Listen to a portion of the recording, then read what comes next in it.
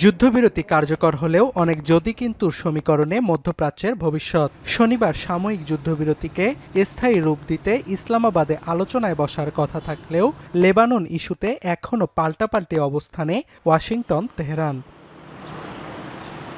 আলোচনা ব্যর্থ হলে ইরানে ফের হামলার হুঁশিয়ারি দিয়েছেন ট্রাম্প। জানান, প্রস্তুতি হিসেবে মার্কিন যুদ্ধজাহাজগুলোতে তোলা হচ্ছে আধুনিক অস্ত্রশস্ত্র। আর ইসলামাবাদের উদ্দেশ্যে মেরিল্যান্ড ছাড়ার আগে ভাইস প্রেসিডেন্ট জেডি ভ্যান্স জানান, আলোচনায় তেহরান চালাকি করলে তা মানবে না যুক্তরাষ্ট্র।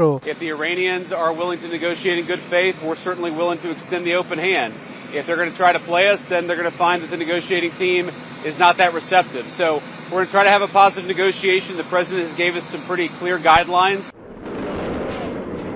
এদিকে লেবাননে যুদ্ধবিরতি ও ইরানের জব্দ করা সম্পদ ছাড় না দিলে আলোচনা শুরু করা যাবে না বলে নতুন দুটি শর্ত দিয়েছেন ইরানের পার্লামেন্ট স্পিকার মোহাম্মদ বাঘের গালিবাফ।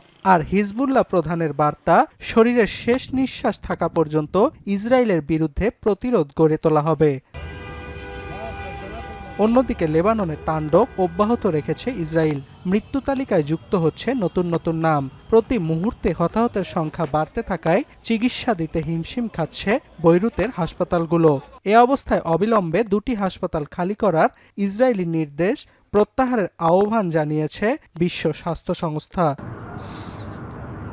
জবাবে ইসরায়েলেও হামলা চালিয়েছে হিজবুল্লাহ যোদ্ধারা।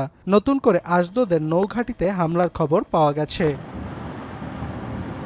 অন্যদিকে হরমুজ প্রণালী দিয়ে দিনে 15টি জাহাজ চলাচলের সীমা নির্ধারণ করেছে তেহরান। আর জলপথে চলাচলকারী ট্যাঙ্কারগুলো থেকে ইরানি মুদ্রায় টোল আদায়ের চিন্তাভাবনা করছে ইরান।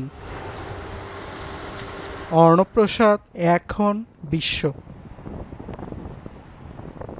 শিয়া বাটার ও ভিটামিন ই সমৃদ্ধ লিলি বিউটি সোপ, তারুণ্যময় উজ্জ্বল ত্বকের জন্য।